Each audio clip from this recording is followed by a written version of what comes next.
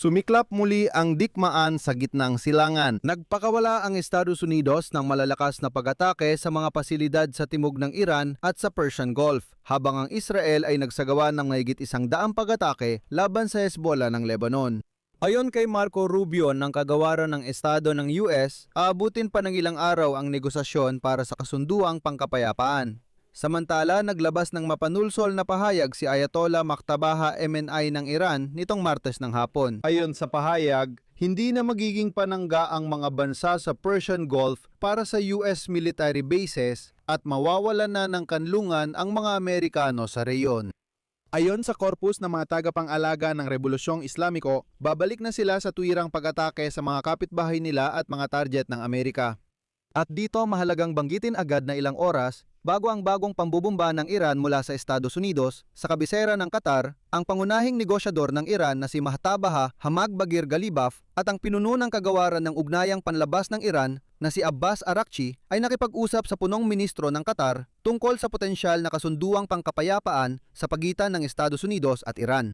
Naglatag uli ang Iran ng hindi katanggap-tanggap na hiling kaya nagpasya ang Amerika na muling ipagpatuloy ang digmaan. Ako si Alexei Pechi. Pag-usapan natin ang paksang ito. Pero bago magsimula, mag-subscribe muna kayo sa channel, i-like ang episode, mag-comment at mag-subscribe din sa aking Telegram, ang Pechi News Channel. May link sa video description.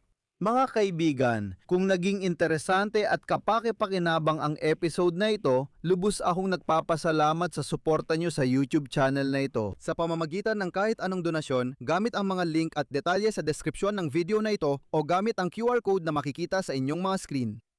Noong gabi ng Mayo 26 ilang oras, matapos ang pagpupulong ng mga Iranian negotiator sa Doha, kasama ang mga tagapamagitan mula Qatar ukol sa digmaan, nadlunsad ang Estados Unidos ng mga tinaguriang pag-atakeng pantanggol sa sarili laban sa mga Iranian missile launcher at bangka sa paligid ng kipot ng Hormuz.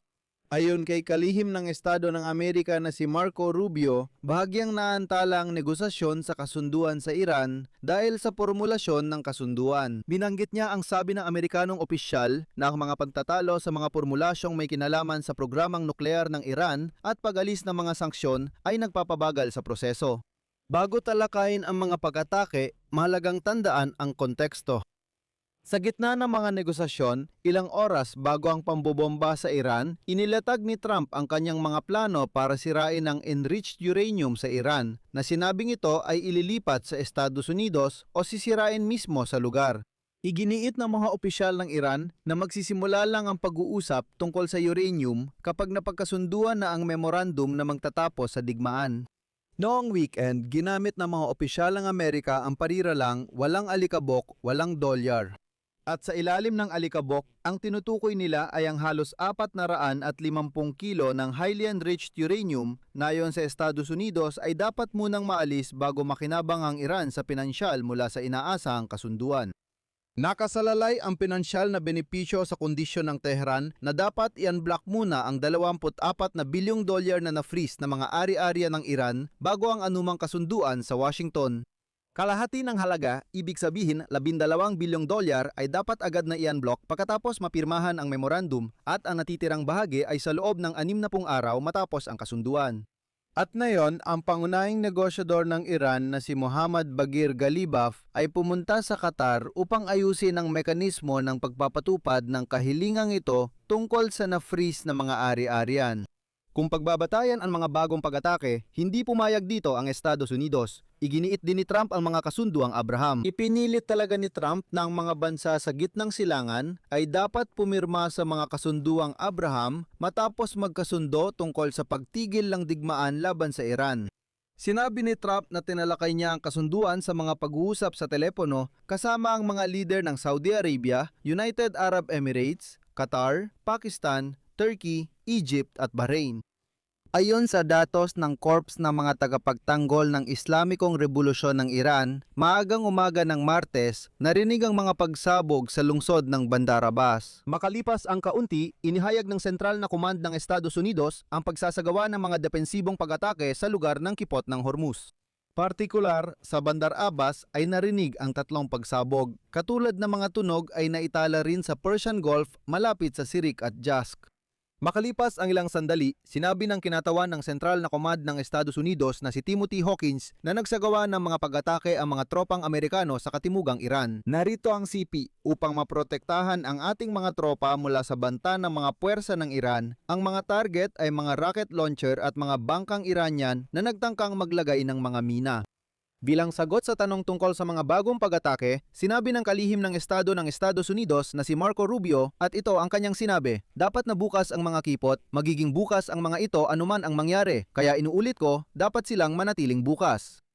Ilang oras matapos nito, sinabi ng Corps ng mga tagapagtanggol ng Islamikong Revolusyon na napabagsak nila ang isang Amerikanong drone at napaatras ang isa pang drone at isang fighter jet. Ang tinutukoy ay diumanoy na pabagsak na drone na MQ Siam Reaper at diumanoy na harang na fighter jet na F-35 sa himpapawid ng Iran. Sa parehong oras, inihayag ng mga puwersa ng depensa ng Israel na tinarget nila ang mahigit 100 target ng Hezbollah sa Lebanon sa magdamag. Na isa pang palatandaan na ang Israel ay lumilipat sa mas agresibong posisyon sa kanilang kampanya laban sa grupong ito ng mga mandirigma. Agad kong babanggitin na ito ay nangyayari habang dumarami ang pagpapalipad ng drone ng Hezbollah sa mga baryong malapit sa hangganan ng Israel. Dahil sa banta, karamihan ng paaralan sa mga lugar na iyon ay kasalukuyang sarado.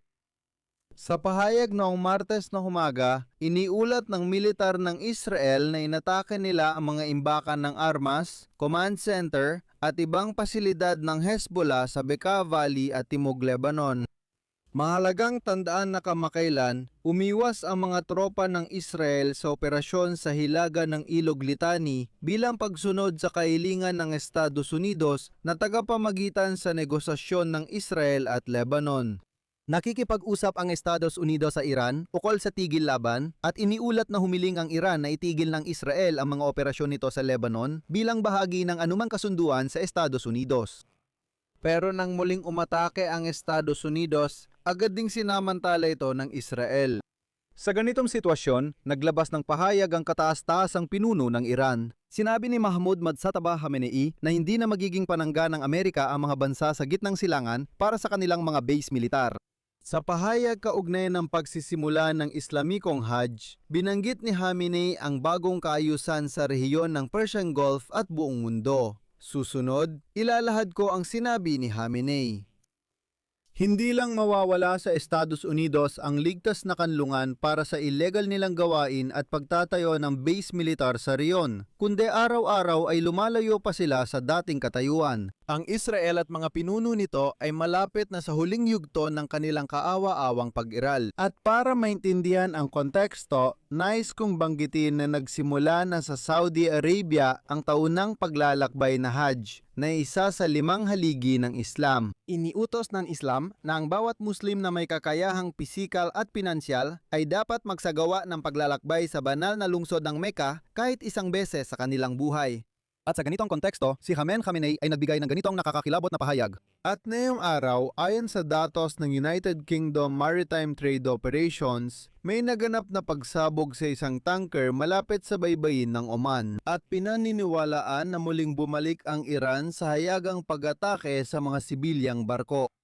Dito ko tatapusin. I-share ang inyong opinyon at konklusyon sa comment sa episode na ito. Mag-subscribe sa YouTube channel na ito, i-like at pindutin ang kampanilya para hindi ma-miss ang bagong episodes.